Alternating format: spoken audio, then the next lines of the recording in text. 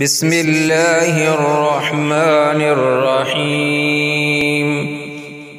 अस्सलामु अलैकुम वरहमतुल्लाहि वबरकातुह।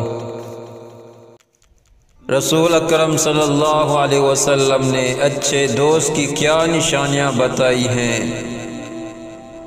अच्छे दोस्त की 3 निशानियाँ क्या हैं। नबी करीम सल्लल्लाहु अलैहि वसल्लम का इरशाद मुबारक मुलाहज़ा कीजिए।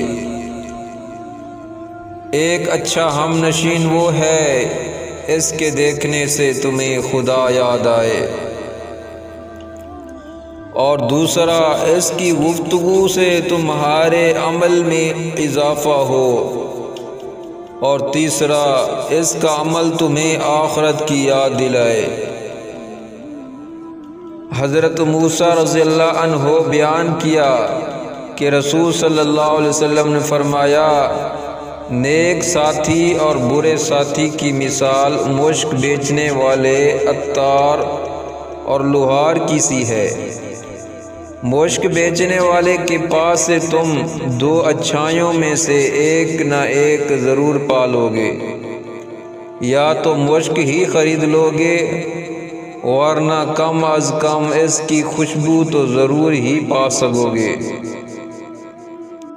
लेकिन लोहार की भट्ठी या तुम्हारे बदन और कपड़ों को झुलसा देगी, वरना बदबू तो इससे तुम ज़रूर पालोगे।